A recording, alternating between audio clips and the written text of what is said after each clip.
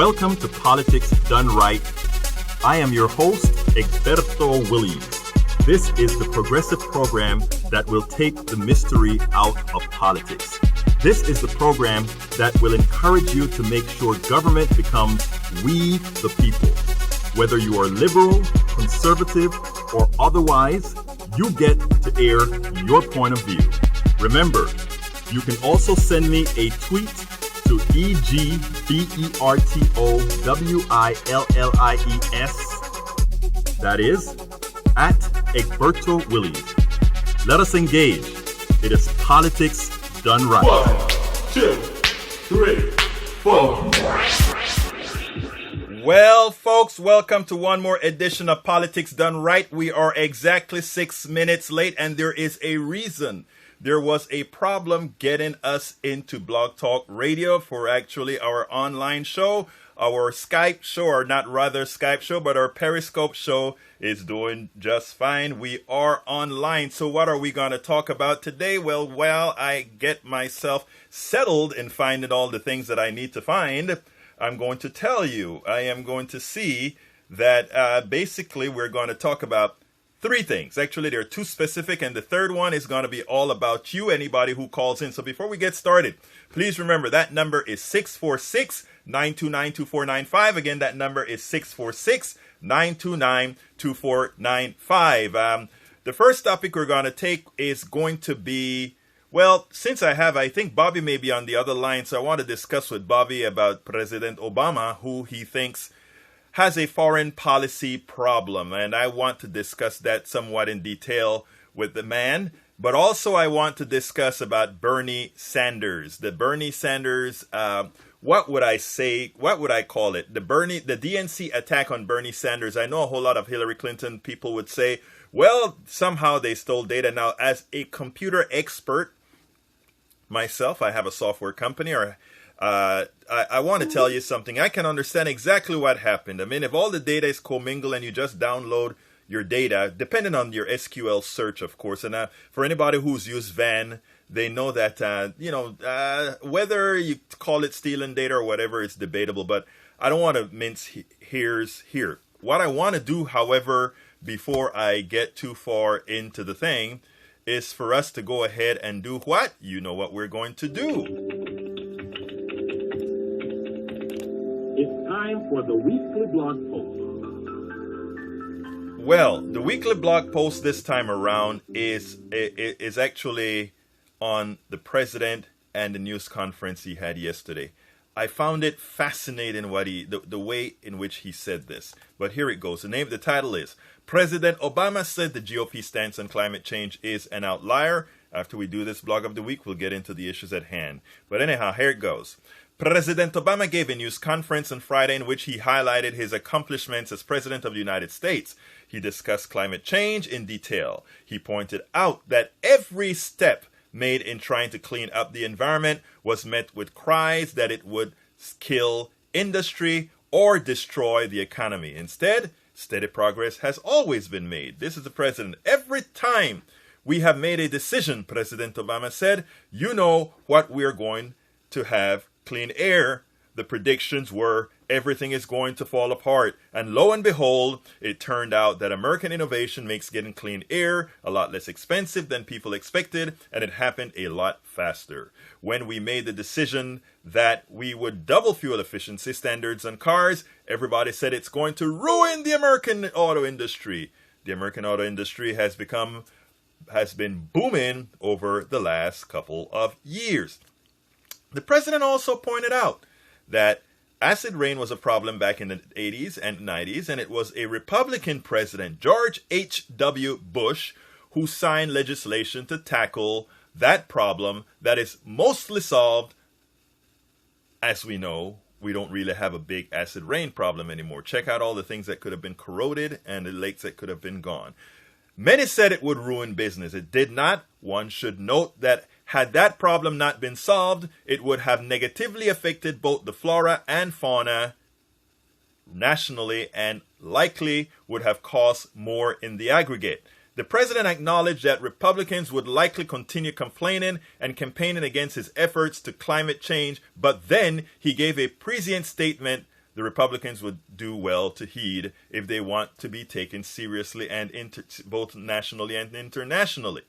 Keep in mind that right now, the American Republican Party is the only major party that I can think of in the advanced world that effectively denies climate change, President Obama said. I mean, it's an outlier. Many of the key signatories to this deal, the architects to this deal, come from center-right governments, even the far-right government in many of these countries. They may not like immigrants, for example, but they admit, yeah, the science tells us we have to do something about climate change. The president said that Republicans may get some short-term advantage in the primaries for their climate change denial, but that it is likely short-lived. The president was asked seemingly by a foreign reporter if he was embarrassed by the Republican stance on climate change. His response was stark. No. First of all, I am not a member of that party, President Obama said. Second of all, it didn't stop us from being the key leader in getting this done. The first part of that answer is likely coded. It was likely a backhanded admonition to sensible Republicans to take their party back. We need two or more sensible parties debating real issues to come to better outcomes for Americans. Folks, the telephone number 646-929-2495. Again, 646-929-2495. If you want to speak, just go ahead and push 1. And Bobby, you have the panel as well. So when you want to come in so that we can discuss the foreign policy issue relative to the president, please do. But for now, I have my friend in San Antonio, Senor John. How are you doing, John?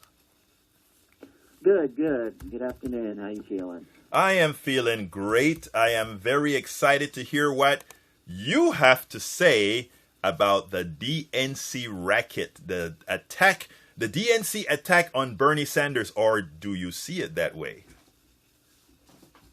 Well, yeah. I mean, this has been obvious for a long time. I mean, who schedules a debate on Saturday night?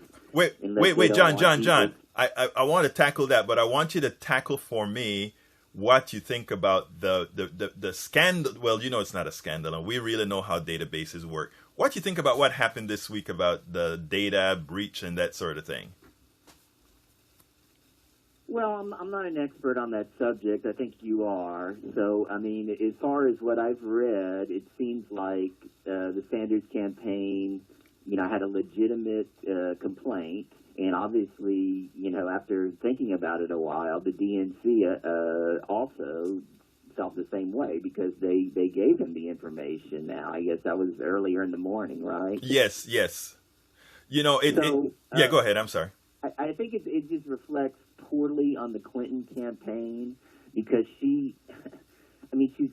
let's face it here. I mean, she's got a pretty large lead on Sanders in a vast majority of states, and she should not be alienating Sanders voters. I mean, if she's thinking about the general election, she needs to have Sanders supporters vote. And so I think she's making a huge mistake by the campaign, making this complaint about this. I think she's essentially blowing this out of proportion. I agree with you wholeheartedly. In fact, I was about to send a tweet till I realized that I had the wrong address yesterday, because I think what they've really done is they've Bernie Sanders have been doing some grunt work now. We had all the adoration and the large crowds and all of that. And that lasts for a while. And then you go into real mission building. You actually go into building. Hi, North NCM. Hi, North Carolina. Welcome to Periscope. Anyhow, do you know after a while you have to go into the grind of actually building a campaign, which is what I think Bernie has been doing. And he's been out of the mainstream media for a while, and they hadn't been talking about him all that much. And here we go. They bring it up. And when they bring it up, he's center stage again. I think they've just activated a sleeping giant because a lot of people that were kind of tuned out are tuned back in. And I think you are absolutely correct. She may actually live to regret this. And you could actually see that this was something orchestrated. There's something that Jeff, what's his manager's name? Weaver. Yeah, Jeff Weaver Jeff Weaver. said. And I'm coming to you next, Bobby. There's something that Jeff Weaver said that's very important. He said, look, 2 months ago, when we reported the breach and we showed them what was going on, in other words, their vendors showed them the breach in the van system, and afterwards they went to the DNC and said, hey, look at what's happening. Because that breach, likely Clinton could have gotten a lot of information from that breach. Of course, nobody made an issue out of it in public. In other words, in the media. But when the DNC did get some information from the van that said, hey, somebody may have moved data that included Clinton's data, they went directly to the media. First of all, that was an amateurish move for them to do that.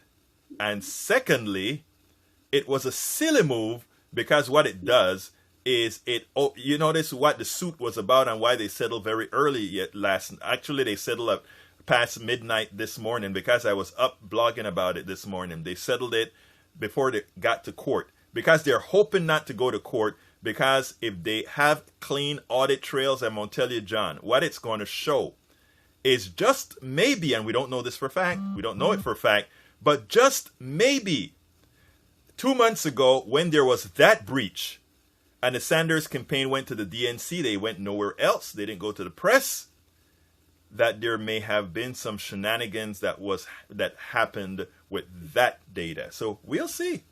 Anyway, you want to say something, John, before I bring in Bobby, or you want to come? Yeah, no. I mean, one thing that I do find interesting. I mean, I didn't actually realize about this thing about 2 months ago. Yes, I haven't heard that before, so that's news to me.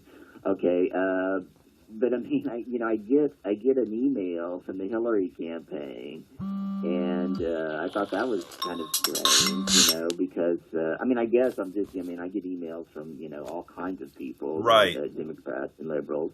But I hadn't got one before from Hillary, and I just immediately put the unsubscribe. but I'm just that kind of makes me wonder why is all of a sudden she's emailing me? But did you sign up for Hillary at all anywhere? No. So could your data have come from the Sanders campaign? Yeah, that's what I'm thinking now. You see what I'm saying? Thinking. I mean, yeah, I mean that's a kind of I mean, it's who knows, but I mean it's just kind of strange, right? But hang in there, Bobby. John, stay with me. I'm keeping your mic hot. Come on in, Bobby. Can you hear me okay? Yes, I can hear you perfectly, my brother. Excellent. I wasn't sure with this computer when you asked me to do what I did this morning. Okay.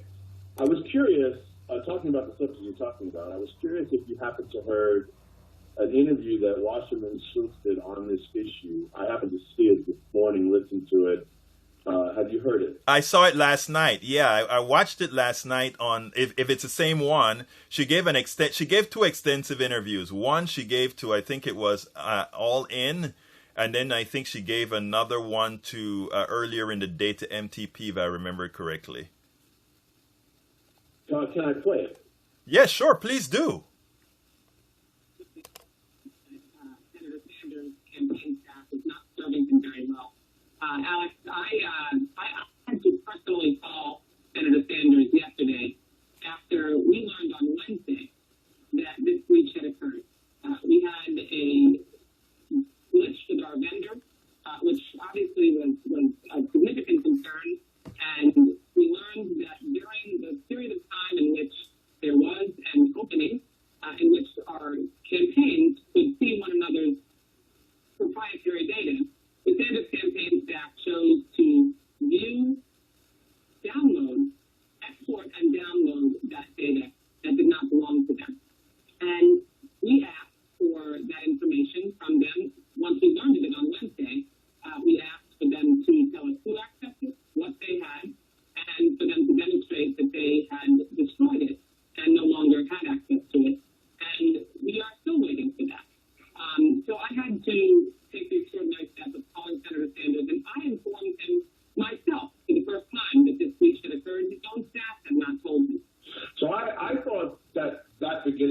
didn't listen to the whole thing, but I had thought that beginning part was interesting. And, if that's really the way it happened, I'm not trying to defend Wasserman Schultz or the DNC of their behavior in this campaign.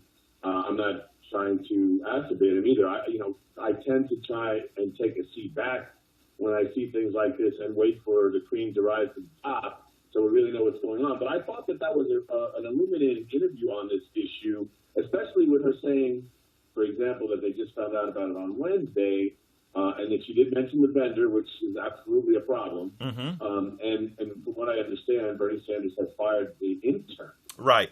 From this. Now, let me give you some more context. And of course, you mentioned the settlement. Yeah, let me give you the context, because I saw that's the same interview that I saw, but there's more to that interview in that Jeff Weaver, the campaign manager, came on after that. And the one thing that he did that I liked is that he came with his cell phone with the messages that he sent to the DNC. And why that is important is as follows, right? She comes on air and she talks and says what she did. He comes on air and he says, and I have the emails here on my phone for anybody who wants it. Likewise, they go ahead and they show data to different reporters of access to this data, but they don't release the access to the data online. And when I said that I do database, I program, I do all that kind of stuff. And not only that, I am also a Van user, by the way. Okay. Van is a tool that, and you're probably a Van user yourself. Now, now here's the deal.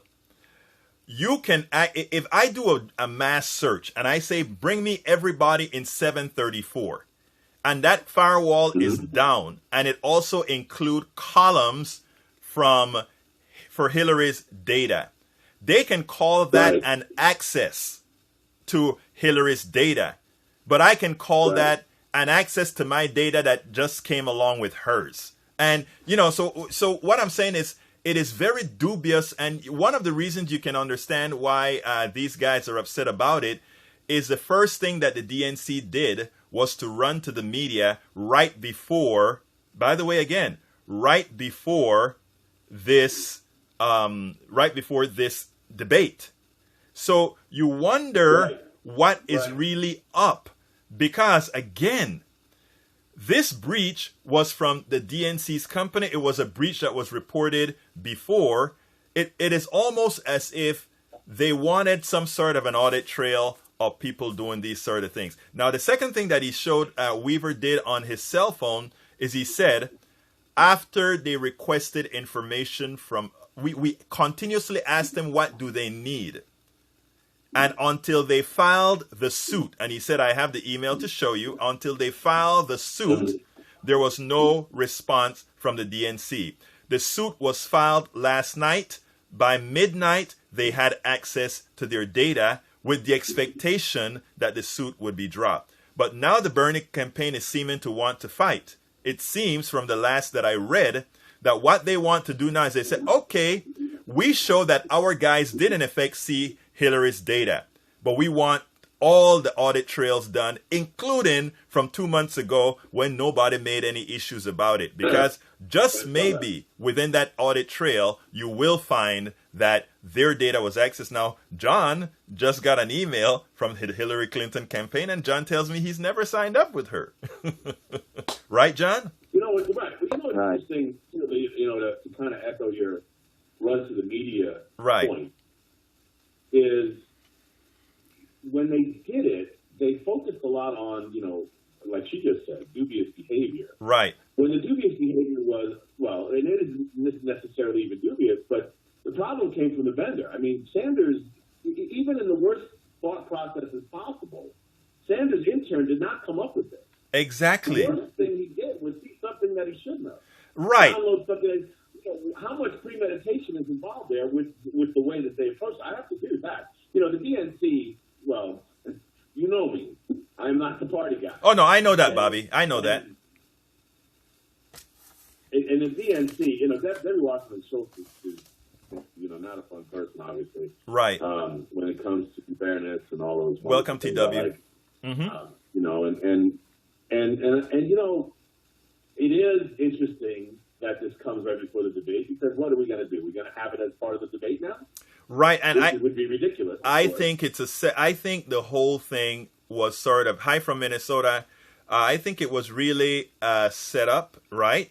And I think because of the way that, and again, what we really need to have in the media, nobody's saying that, and I have a feeling that they are not releasing that, because when it gets to database experts, they're going to say, wait a minute. If I do an SQL search on data and a whole lot of the things including or Hillary's information, am I really stealing that data, or did I just get data I shouldn't have gotten? And well, yeah, I looked at it, but it's on my space. So I mean, the reality is the DNC screwed up. And it's not the first time that they screwed up with the database. I would really like. They fired. Look, Bernie fired the guy, and the guy came on. I also have the interview with the guy who got fired on my site. I don't know if you saw that or not, but I have the interview with. I haven't seen it. I haven't seen it. Right, but I actually videoed the interview as well and put it online so folks could look and just listen to what he had to say. I mean, the thing about it is, look, what he said is, well, I wanted to see that, what we could actually get, but we weren't using it in any form or whatever. And what I tell you, what also she said, Wasserman Schultz said was true. What she said is, if it were reverse and it happened in this particular way, Bernie Sanders would have wanted action as well. But Bernie Sanders or anybody would not have asked that you get shut out from the data that you placed there. Remember, the suspension is ridiculous. Right. Suspension is ridiculous. There's no question about it. You could surmise as to what that is. I mean, we know that we're dealing with the anointed ones. I mean, we've been saying that since the election process started. Right. It's unfortunate that we cannot have an open election process because of the party control. It is what it is. We need to fight it as much as possible. Shining a light on it is important. Absolutely. The one thing that Sanders has going for him, of course, more than one thing, but the one thing he has going for him in this fight is that he's not a DNC rookie. He knows how these people work. He's been around. Right. So he's going to know how to fight. And I'm sure that he has some people working for him that know what they're doing as well. And I think Schultz's comments were a little disingenuous in that regard, saying, his people aren't doing him very well. I don't see that happening. I think you have to understand that statement.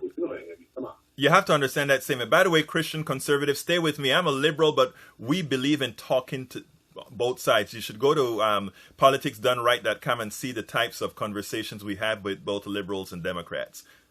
We are together. Anyhow, here's what's important with that statement. Realize what she's trying to do.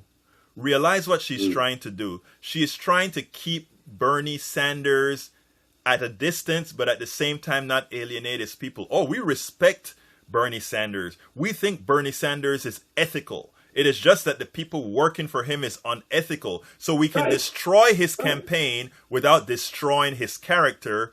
And the rest of America is going to be less informed enough to know that they're not destroying his campaign as they keep his character out of the mud. No, it's not going to work. The reality is they did try to mangle his character on the gun issue. They did try to, through back channels, use his socialist, his democratic socialism stance against him. They've been doing a whole lot of things like that. There's a warning, though.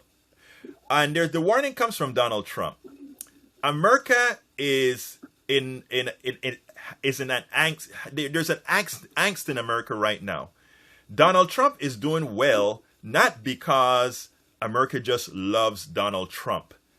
Donald Trump is doing well is that because all those right-wing conservatives who think the way they do and who believe that Donald Trump, that their party, as right-wing as it gets, has not been doing the things they claim they were doing for these folks that are the right wing, they feel that there's nothing getting done for them. Why not try this charlatan, which is Mr. Donald Trump? They figure, look, We've tried the guys that's been cloaked in right-wing business for a long time. They have not come through for us, neither in social issues or reducing the size of government or doing anything. There has nothing that these guys have promised to the right has come through. And by the way, I do not believe in the concepts of the right at all. But neither do the right-wing folks who support them. They have constantly been doing things for the plutocracy. In other words, the same plutocracy, by the way, that the corporate Democrats do. Go ahead. I have to say this on that subject. Yes, sir. I don't know how much I agree with you or not, but I will throw this into. I mean, I certainly agree with a lot what you said. There's no doubt about that. I don't know how much of it though. Okay. But here's what I'll throw into that. Romney, the last presidential election, and all of them before, what we're looking at, and of course we're looking at it now in a way that we've never looked at any election ever in the history of the world. Mm-hmm. The amount of access that we have and the internet and everything is just mind-boggling. Mm-hmm. What they always do now at this particular juncture of the election cycle is play to the base. Right. All of this is about, because we know from watching the election results, right, that primaries bring out the base and do not have high voter turnout in an other fashion. That's how we wound up with these candidates in the past. Absolutely. We just saw it last time. And when that's finished, just like what happened with Romney's, I mean, do you remember Romney's primaries? Right. Of course, they didn't have a Trump per se, but if you remember, even Romney played to the base. Right. And then when he became the candidate, everything changed. Exactly. Because now it's about the election. So, the debates are insane. I can't watch them. They make me sick. I won't watch them. I just pick up the highlights later, and then, of course, I pick up some of the highlights. It's like I watched it, unfortunately. But I give you the highlights, right? That's what my blog does as well during the debates. I give a whole lot of highlights. Well, okay. Of course, I understand that. But again, other than being able to use sound bites against people later, or whoever I still think the candidates are going to be who I thought all along. But regardless of that, whenever you get the candidates, the sound bites later, that's really all you get, because then now the general election is going to come out. The base has done their deed, and now it's all about the general election, and now it's all about the money, and and how that's going to formulate everything. It's unfortunate, but we see it all the time. And one of the in defense of Bernie, this is the time for him to make an impact, because again, this is about the base, and Bernie is definitely mobilizing the base. Now, whether or not he prevails is another subject, but he is mobilizing the base, and this is the opportunity to do it. So in a good way, it happens over here. In a bad way, it happens over here. Right. But that's what we're looking at in my opinion. No, but look. That's why I don't agree with everything you said, I don't think, because I think this is really about playing to the base. Not that they're good people. No, look, Bobby, I don't think I wasn't denying that. I think what is important, what I'm trying to say that it's important is that 4 years ago, Trump would have been laughed out of the party. Okay? I mean, just his association with the Clintons alone would have made him persona non grata to actually be a part of the party. But again, both sides have to be. Thank you very much for having been here, TW. I hope you go to our site, Politics Done Right, and take a look and check out the different subjects. I had a great KPFT show that's worth watching, and I have some excerpts at politicsdoneright.com. Anyhow, Bobby, here is the deal. The thing that I think everybody needs to note is that, yes, it is a fact that Trump is playing to the base. Yes, that is correct. However, the base would have not played to Trump if they had faith in guys like Marco Rubio, Cruz, and all these other guys, and not only that, Santorum. Santorum was their darling last year, or the last election cycle. So, I mean, the fact that they've just gotten rid of these guys that have constantly claimed that they were the ones that were going to carry the right-wing mantra says that they're fed up. Now, I want to bring that to the Democratic side now. In the Democratic side, what Hillary is banking on is that they think nobody else running against Hillary can possibly win. That is what Hillary is betting that she can get across to people. And everybody wants a winner. Okay? I don't know if you remember the beginnings of Obama. The beginnings of Obama seemed very close to the beginnings of Bernie Sanders. In other words, Obama didn't stand a chance. Hillary Clinton was lining up delegates. Hillary Clinton was the inevitable. And she remembers that. That is the reason why she doesn't give Bernie a break or take him for granted at all. That's probably one of the reasons why they made a big stink about that issue, because what they want to do is take away that aura of benevolence that he has, of being a straight shooter, of being a nice guy, of being a guy for the people. He's just as corrupt as we are. We have email, he stole data. They want to have the counter punch as far as honesty, as far as all these other issues. And I think that is one of the things that come up. But like I've told many people before, the same dynamics that has Donald Trump where he's at right now is the same, and John, you can chime in when you get a chance, is the same dynamic that can actually propel a Bernie Sanders as well. And that is when people throw their hands up in the air and say, this is the same old darn thing.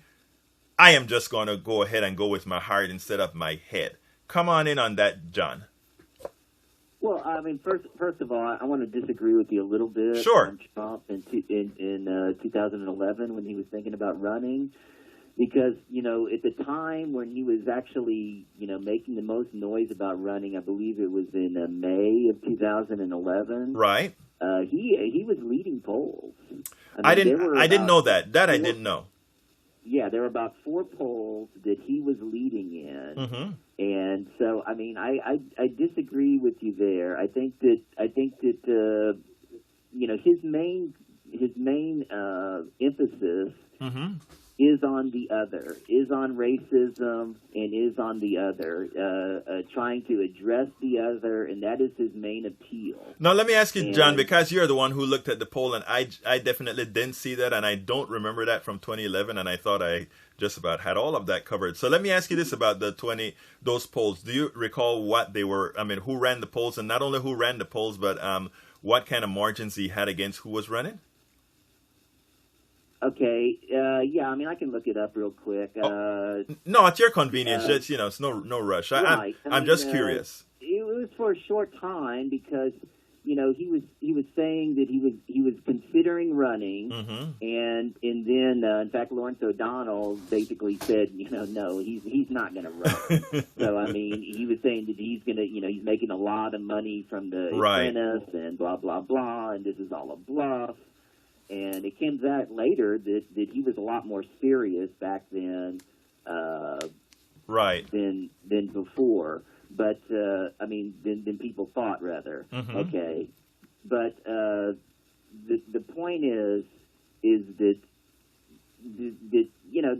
his main appeal is from racism. Right. And I agree with you that there are weak candidates right now, and I think that what shows the weakness is that when Romney was thinking about jumping back in January, Mm-hmm. he completely dominated the polls. I mean, Right. completely. It was amazing. Yes. And just 6 weeks ago, there was a poll in New Hampshire with Romney in it, and Romney was up by 15 points over Trump. Oh, really? And so, yes.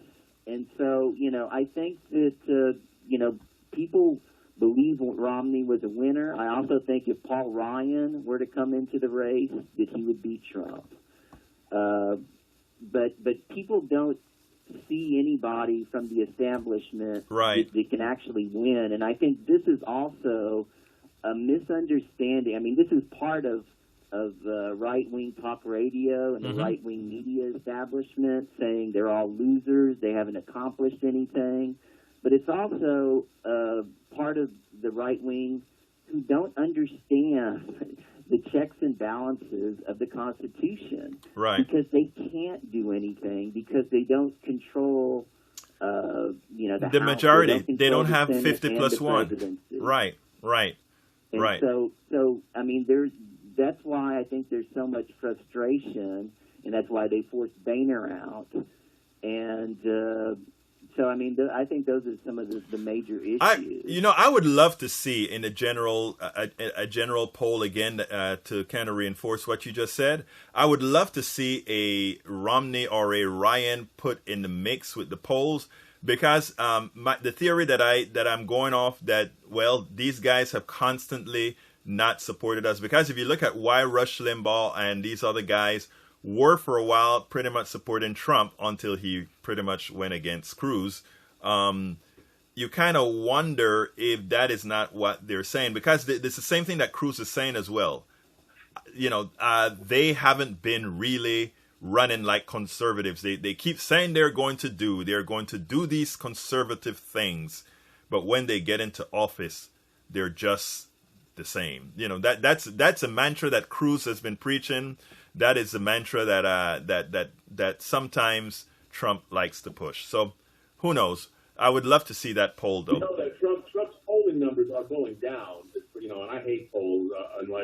Unlike you guys, I have no interest in them. I think they use them more to formulate people to stay home than anything, among other things. But to chime in on that, Trump's numbers are going down supposedly, at least in one poll. I don't know how many. I haven't seen that. I know they stopped growing pretty fast. Cruz is allegedly leading in Iowa now. Right. Of course, everything, of course, circles around Iowa, New Hampshire, and South Carolina being at the front end of the elect, the primaries at the offices, of course. Right. And, so everything focused on that. And there was a report this past week, and I can't remember which poll it was, that Cruz, we could Google it, that Cruz was now leading in Iowa. And that's, and I thought that was interesting, considering where we are. This is before the debate this past week. Mm-hmm. And just to reemphasize this, the playing to the base thing, because, John was mentioning racism, and actually I'll take that even further. It's really, for me personally, it's what I see as fear-mongering. That in the debate, the Republican debate this past week, they said the word terrorist and Muslim and ISIS, actually it was ISIS to terrorist, 112 times. I believe it. 112 times. We're talking about 1 a minute, basically, almost 1 a minute. Mm-hmm. And it's funny. I was watching a video about this, and they were doing it in the form of Tourette's syndrome, basically. You have ISIS Tourette's. It's hilarious. But in all seriousness, though, not only were they doing that, but of course that they were lying about it, how it was created, what it was about, which is one of the reasons why I'm annoyed with foreign policy thing that I mentioned to you. But regardless of that, putting that aside, not getting into that, but they're playing the fear-mongering game, and they're lying about how ISIS was created, what's going on in Syria. They're lying. They're continuing to support the rulers of Wahhabism, which is what ISIS is, and those are the monarchy in the House of Saud, which is our ally. So it's crazy watching the fear mongering and then the line that goes along with it. It really is. I don't know if I told you this story, but about 2 weeks ago, I had breakfast at a Steak and Shake here in Atlanta.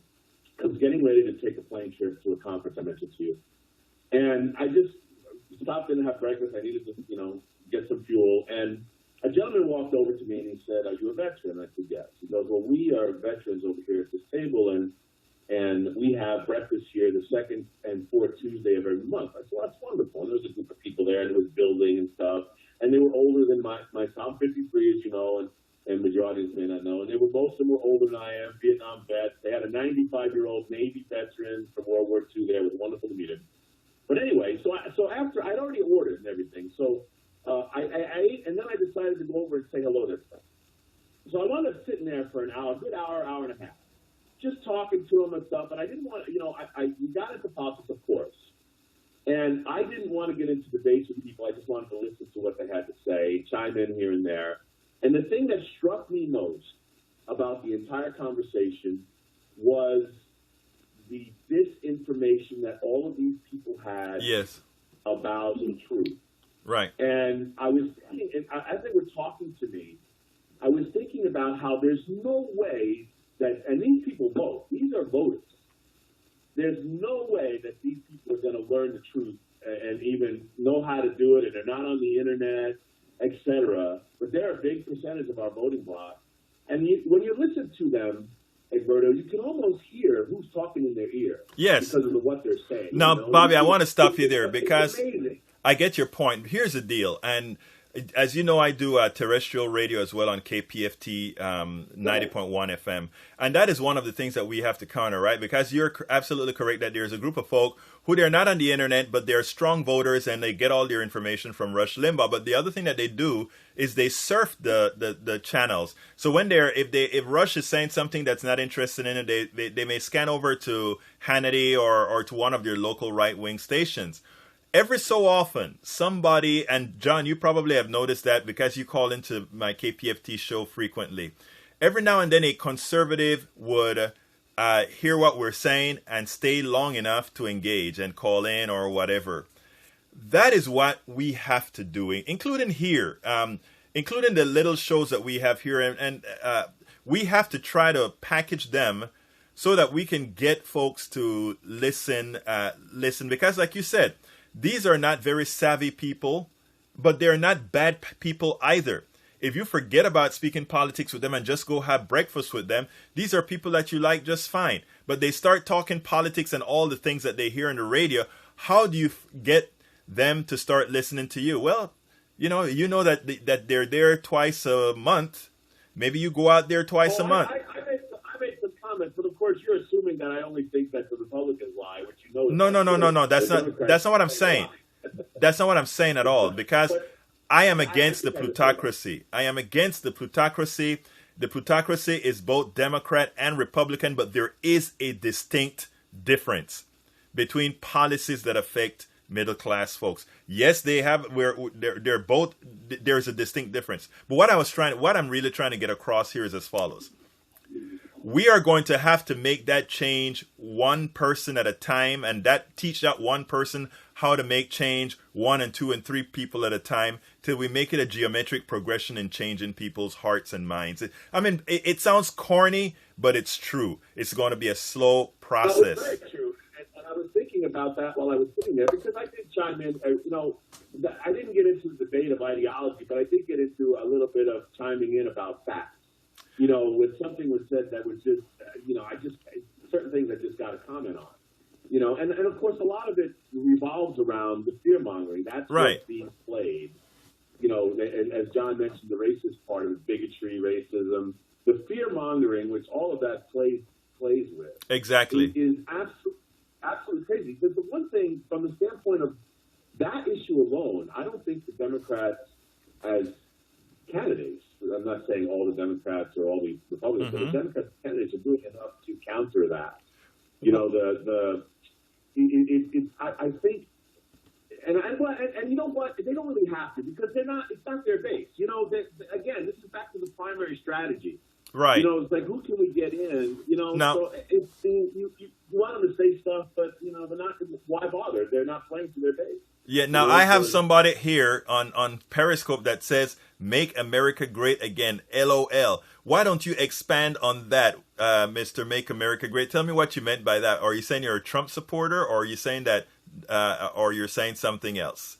I want to hear you, and I'll go ahead and tell whatever. Or it was a joke. Okay, I got you, my dear friend, Badam Michael. I understand that we have quite a few listeners on Periscope right now, so note that you're going all over Periscope as right. Yeah, make America great. The way we're going to make America great is we are going to make America great. It won't be Bernie. It won't be Hillary. It won't be Trump. It won't be anybody else. It's going to be us as a people getting together and one at a time moving this country forward and making sure they do what we want them to do, and we can.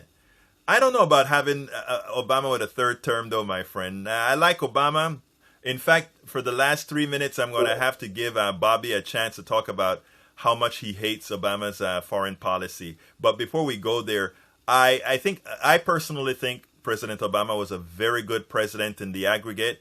Of course, he has his faults like any other president, but compared to most of what we've had in the near term, including Clinton, I think he was a better president. But what I'm going to do right now is ask Bobby. We have about 7 minutes total left. And Bobby, I want to give you 2 or 3 of those minutes and make your case on the terrible foreign policy by President Obama in your view. But please do so without too much of the wording that you use. Go ahead. The policy problems of Obama are not absolute. I mean, don't get me wrong. I'm a supporter of the Iran treaty, for example. Mm-hmm. I'm a supporter of opening up Cuba, for example. So but when I say that he has horrible foreign policy stances, the Middle East is a great example. Mm-hmm.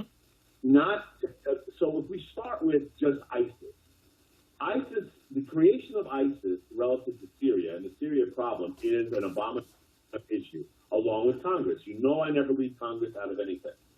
But if you remember, we protested getting involved in Syria, and when Congress was pushing our president to get involved, and he resisted, loved it, and then they turned around and got involved with it anyway.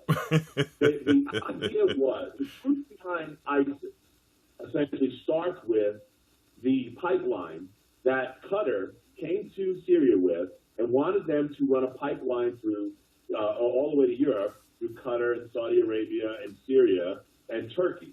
And Assad said no. So Assad went and made his own pipeline deal, and all of this is public record. So Assad went and did his own pipeline deal with Iran and Iraq. So now the pipeline goes through Iran, Iraq, and Syria. So now Qatar and Saudi Arabia and the United States, they want to get rid of Assad. So they start arming the rebels because, mind you, first of all, Assad is a jerk. He is a human rights violating machine, just like the rest of them were, without question. So we'll put that aside for a second. So then we start arming and training people in the Middle East to overthrow Assad. We have no business doing that first. Then those people, they desert. They leave the training facilities and they go and join al-Nusra, and they go and join al-Qaeda, and they become ISIS. So we're responsible for the creation of this thing. So now what we have in Syria is this.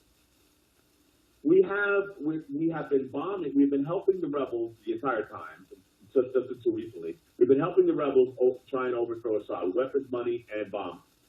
Russia and Iran and Hezbollah are all Assad allies, and they are fighting both ISIS and the rebels. Thus the creation of Syrian refugees. So if we just focus just on Syria alone, that foreign policy is dishonest. It is ridiculous, and we are creating our own problems, and we're fueling the fear-mongering machine of the Republican Party because they take this and run with it. Of course, they've been on board with the whole thing. We know that. Mm-hmm. We're not talking about honesty here.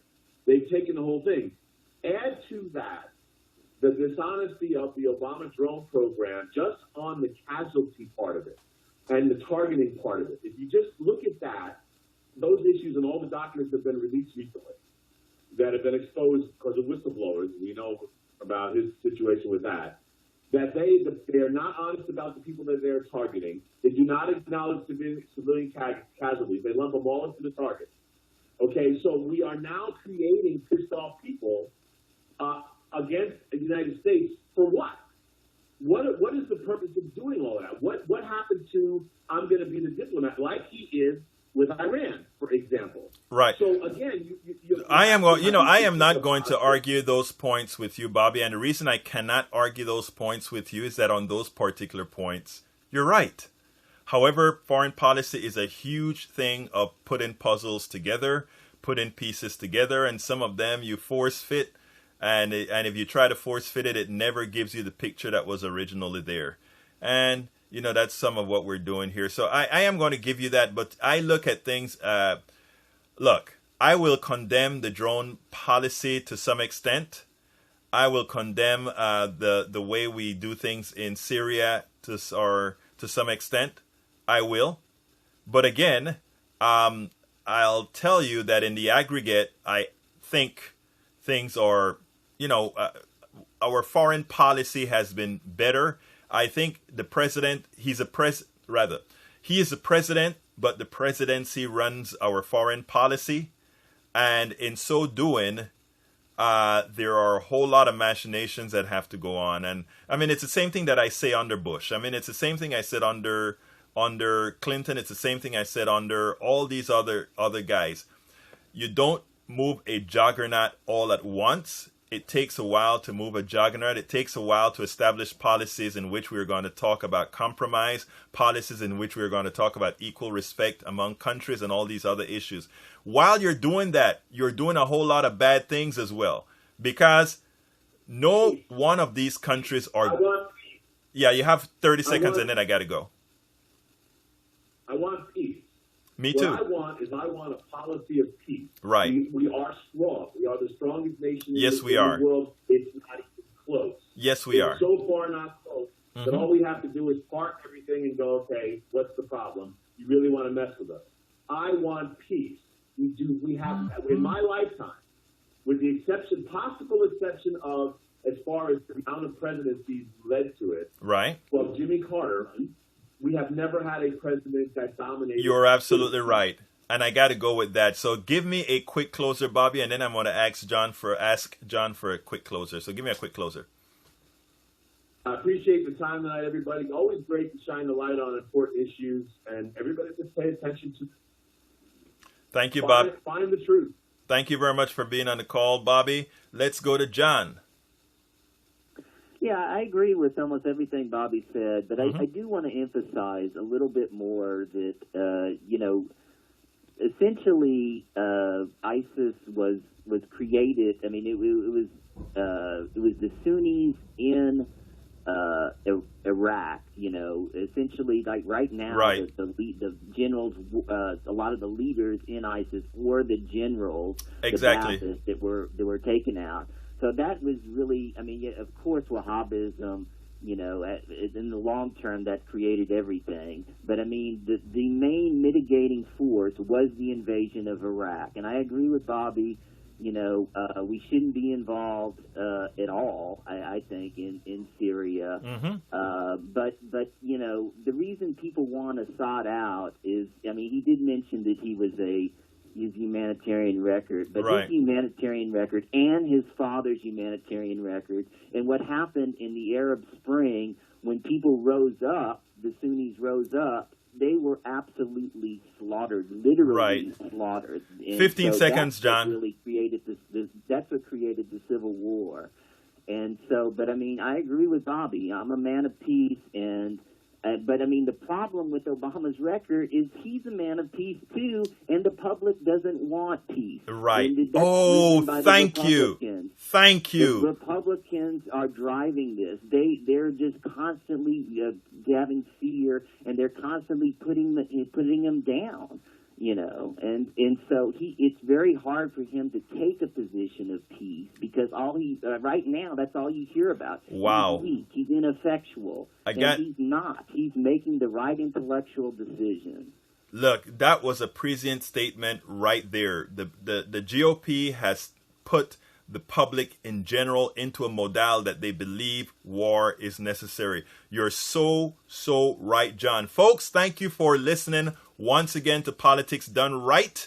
I'm Egberto Willies, your host. I really hope that you come back next week. I hope that you listen to our show on KPFT 90.1 FM. If you're not in the Houston area where you can listen to it on air, you can always go to kpft.org. Continue to visit us at coffeepartyusa.org. We'd love for you to become a member. There's much that we're going to be doing during the elections and going forward in order to educate.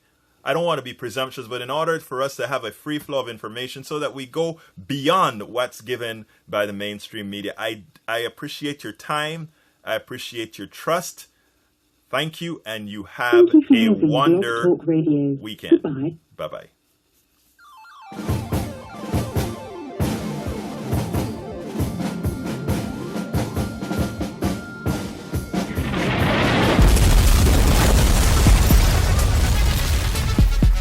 Welcome to Politics Done Right. I am your host, Egberto Willies. This is the progressive program that will take the mystery out of politics. This is the program that will encourage you to make sure government becomes we the people. Whether you are liberal, conservative, or otherwise, you get to air your point of view. Remember, you can also send me a tweet to EGBERTOWILLIES, that is, at Egberto Willies.